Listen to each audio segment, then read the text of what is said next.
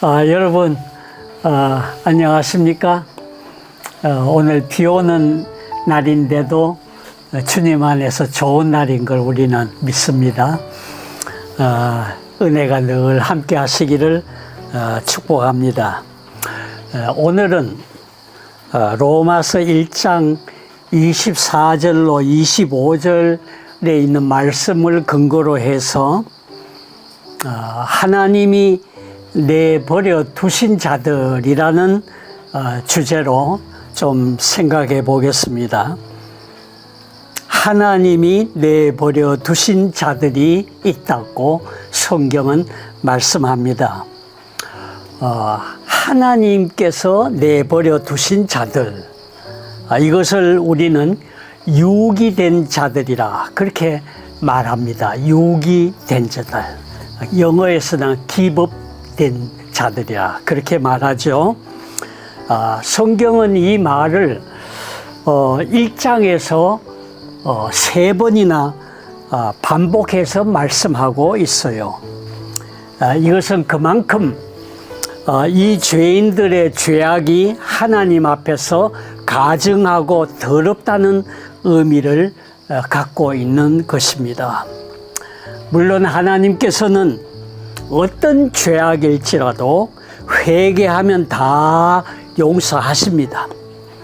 그러나 회개를 할 수 없을 정도로 악화된 죄악, 아주 완전히 굳어버린 죄악이 있는 것 같습니다.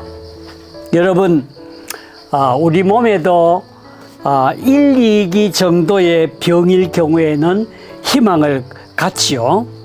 그러나 3, 4기를 훌쩍 넘어서면은 힘들다고 하지 않습니까? 아예 완전히 굳어져서 암덩어리가 되어서 수술해도 아무 소용이 없을 정도로 된 것 같은 그런 경우가 아닐까 싶습니다. 여러분, 왜 이렇게 됐을까요? 오늘 본문에 보니 이렇게 말합니다. 그들이 하나님의 진리를 거짓 것으로 바꾸어 피조물을 조물주보다 더 경배하고 섬김이라. 하나님의 진리를 거짓 것으로 바꾸어서 피조물을 조물주보다 더 경배하고 섬김이라. 그렇게 말씀했습니다. 즉 이것은 하나님을 완전히 떠나버린 사람들의 모습을 보여주는 말씀이에요. 하나님을 영원히 경배하고 섬겨야 할 인생 피조물이 자기의 창조주를 영원히 멸시하고 업신여기고 대신한 우상숭배자의 모습을 보여주고 있는 것입니다. 하나님께만 영광을 돌리고 섬겨야 할 인생이 자기를 지으신 하나님을 영원히 분노케 하고 그의 영광을 깔아뭉갠 무서운 저주의 화신이 된 모습을 보여주고 있는 것입니다. 사랑하는 여러분, 아시는 바와 같이 우리 하나님은 웬만하면은 우리의 죄악을 다 용서하십니다. 어떤 죽을 죄인의 죄도 용서해 주십니다. 그런데 오늘 본문에 의지해서 볼 때에 하나님 앞에서 용서가 안 되는 죄가 있다는 것을 말합니다. 무슨 죄일까요? 한마디로 회개가 안 되어지는 죄인 것입니다. 하나님 앞에 회개가 안 되어지는 죄.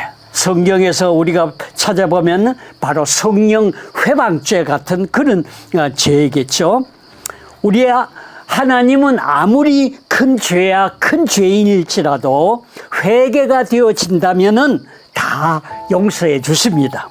그런데 용서가 안 된다, 하나님이 용서를 못 하신다, 그런 죄가 있다면은 그것은 정말 무서운 것이죠. 여러분, 정말 이런 죄가 있을까요? 성경은 있다고 말씀합니다. 마치 구약 에스겔 47장에 나오는 장면이 있는데 거기에 보면 생명강 모습이 나옵니다. 모든 생물들이 되살아나고 다 소생하는 그런 충만한 생명의 역사가 거기에 있습니다. 그런데 거기에 도무지 되살아나지 못하고 소금 땅이 되어버리는 진펄과 개펄 같은 것이 거기에 있다고 말씀합니다. 이 사람들에게는 말하자면 중생의 씻음이라든지 거듭나게 하는 하나님의 은혜의 회개의 역사가 일어나지 않는다는 말씀이에요. 오늘 하나님이 은혜 주셔서 공작하시면은 죽은 영혼 살아납니다. 그런데 여기에는 생명의 역사가 있지 않아요.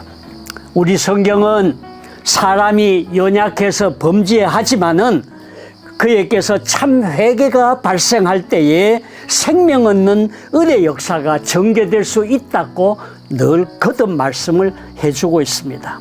그렇습니다. 어떤 죄도, 어떤 죄인의 죄악도 성령께서 그 마음을 다스리시고 주장하시면은 죄를 깨닫게 되어지고 하나님 앞에 진정한 회개와 자복이 이루어집니다. 그럴 때 한없는 은혜와 용서의 복을 받게 되어 있습니다. 그런데 이 사람에게는 그게 없어요. 생명 얻는 진정한 회개가 발생하지 않는다는 말씀이에요. 여러분, 이게 왜일까요? 그 원인이 무엇이겠습니까? 여러분, 저는 이렇게 생각합니다.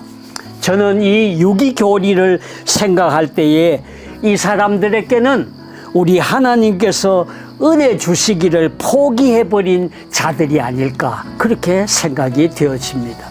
무슨 말인가 하면은 우리 하나님은 웬만하면은 사람을 긍휼히 여기십니다. 말할 수 없이 불쌍히 여기셔요. 그래서 자비를 베푸시기를 원하시는 분입니다. 이렇게 회개가 영원히 안 된다는 것은 이거는 보통 문제가 아니에요. 영원한 저주와 형벌에 떨어지게 된다는 것은 보통으로는 생각할 수 없는 일 아니겠습니까? 말하자면은 이런 사람들에게는 하나님께서 그 은혜 주시기를 포기해 버린 사람들, 하나님의 보호와 자비를 영원히 거두어 버린 사람들, 내 마음대로 살아갔고 내버린 사람들이라는 말입니다.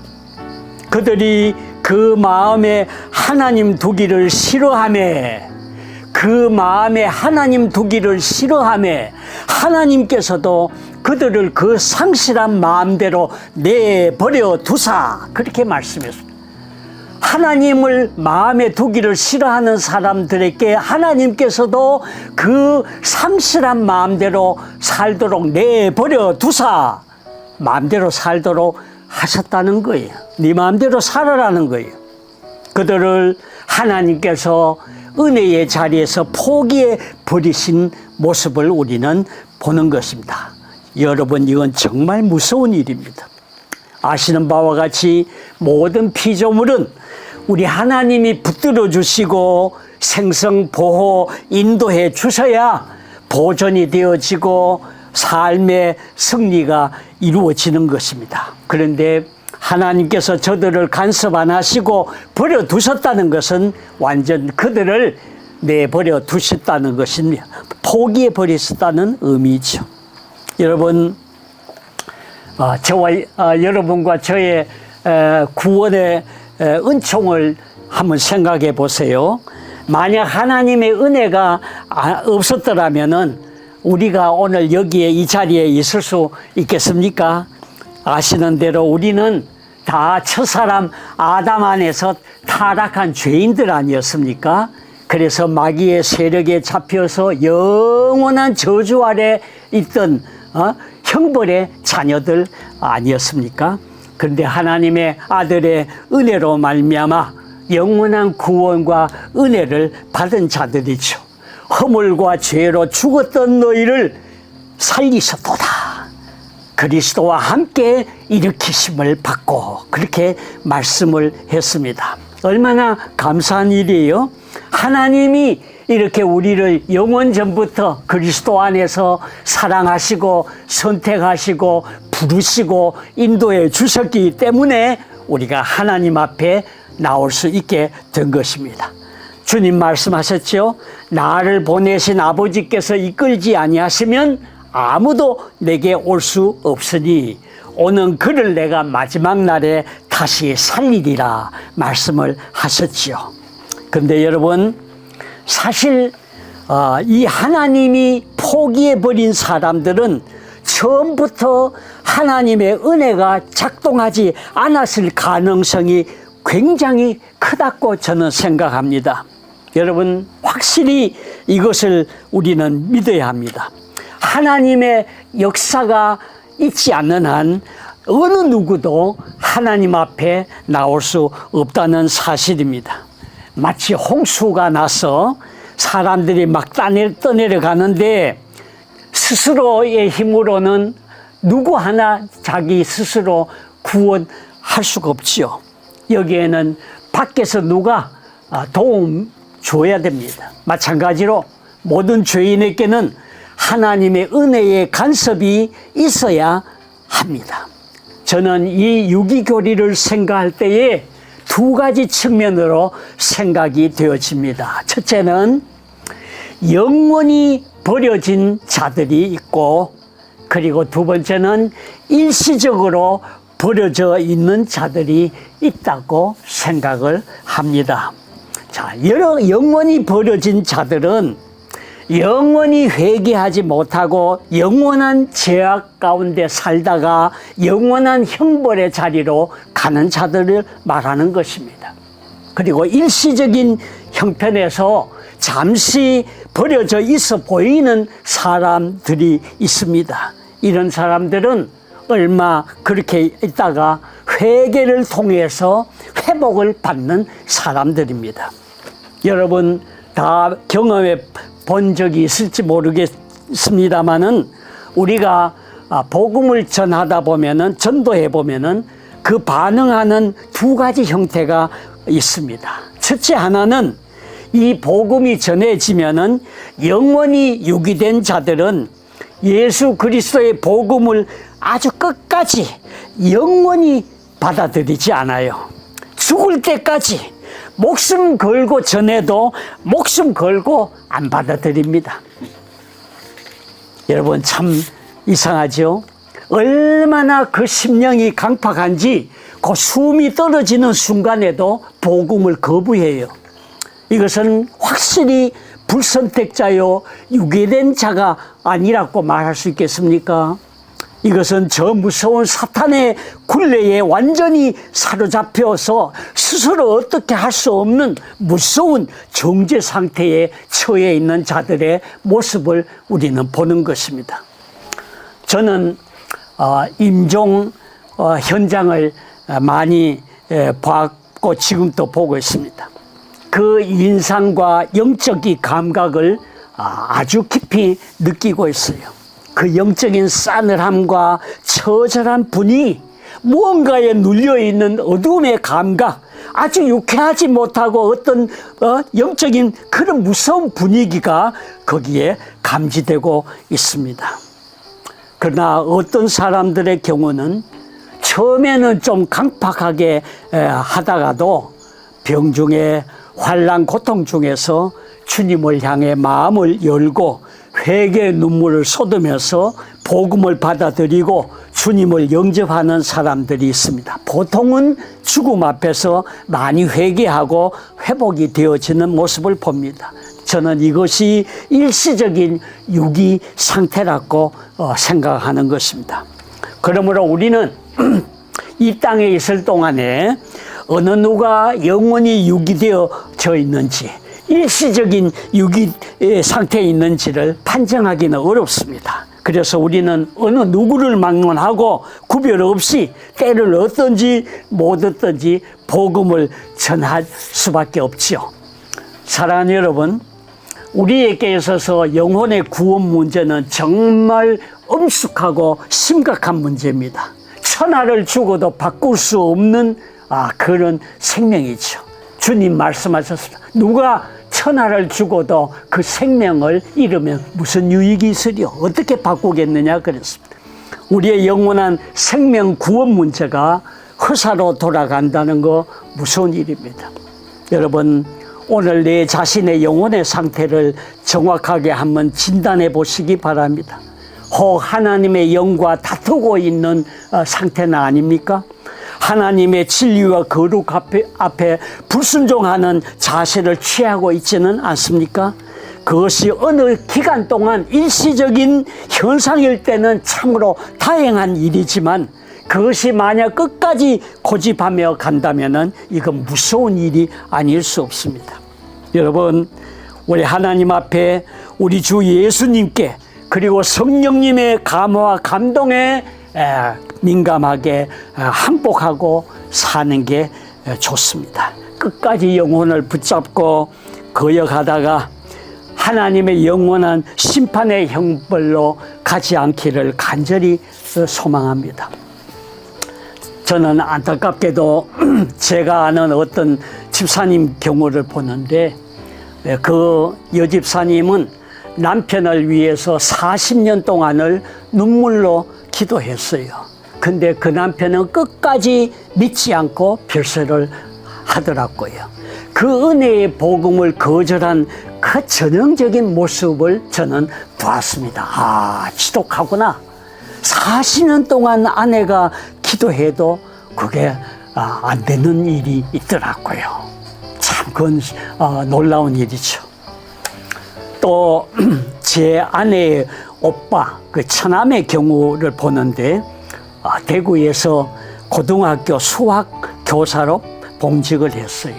그래서 제 아내가 만날 때마다 기회 있을 때마다 복음을 전했어요. 오빠, 예수 믿어야 돼. 교회 나가야 돼. 그래 안 있으면 안 돼 하면서 그렇게 했는데도 계속 그걸 농담으로 받아치더라고요. 끝까지 안 믿었어요. 임종 전에도 대구 카톨릭 병원에 있을 때에 아내와 함께 가서 제가 사형리도 주고 복음을 전했는데 결국 안 믿고 별세한 것 같아요. 그 정도면 웬만하면은 믿을 텐데 정말 안 믿더라고요. 정말 너무 안타까웠습니다. 또 제 아내의 막내 고모 경우를 보는데 남편은 교감직을 수행했고요. 아들 둘, 딸 넷이 있었습니다. 아들 하나는 치과 의사고 다음 아들은 대기업 중견 간부였어요. 딸 넷은 대학병원 간호사들로 근무한 것 같습니다. 근데 이 고모는 처녀 때는 주일학교 교사를 하고 새벽 기도도 다녔대요. 부친이 불호령 하니까 새벽에 나갈 때에 쪽대문에다가 우물을 퍼다가 찍 소리 안 나도록 붓고 다닐 정도로 그렇게 열심히 신앙생활을 했다는 거예요. 근데 중도에 그만두었어요. 제 처제가 경주 제1교회 권사였는데 전도 폭발 훈련을 할 때에 복음 제시까지 했대요. 그런데도 반응 안 하더래요. 제 아내가 고모에게 했답니다. 고모, 처녀 때 그렇게 열심히 다녔는데 그건 뭐야? 그렇게 하니까 야, 그때 내가 철이 없어서 그랬지. 그랬더랍니다. 근데 후에 암이 걸렸어요. 암이 폐로 전이 되었어요. 응급실에 있다는 소식을 들었습니다. 그래서 마지막 가서 복음을 전해야겠다고 생각하고 있었는데 그만 별세하고 말았어요. 사랑하는 여러분, 기회는 늘 있는 것이 아닙니다. 사람의 운명이 죽음으로 종착되면 모든 것이 끝나는 거예요. 그 모든 건 아무것도 소용이 없는 거예요. 부자가 음부에서 자기 가족 형제들의 구원을 위해서 기도했지만 거절당했습니다. 소용이 없어요. 살아있을 동안에만 소용이 있는 것입니다. 비록 그가 영원히 유기된 사람인지라도 우리는 그 운명을 정확히 모르니까 그들의 영혼을 위해서 계속 복음을 전하는 것이 헛된 일이 아니라고 생각합니다. 사랑하는 여러분, 유기교리의 위험을 보십시오. 우리 자신의 영혼이 안전한지 점검해보고 깊이 생각해 보시기 바랍니다. 성령님의 역사하심을 따라 진리의 음성에 귀를 기울이시기 바랍니다. 은혜를 사모하고 갈망하는 심령이 되시기를 바랍니다. 만약 여러분의 심령에 의에 줄이고 목마름 같은 심령이 있다면 결코 영생의 길을 잃어버리지 않을 것입니다. 그러나 그렇지 않다면 그것은 깊이 생각해 봐야 됩니다. 오늘도 주님이 여러분의 심령을 만져주시고 다스려 주셔서 이 은혜의 자리에 서고 우리 하나님의 생명의 역사에 동참하는 은혜가 있기를 주의 이름으로 축복합니다. 축복합니다. 축복합니다.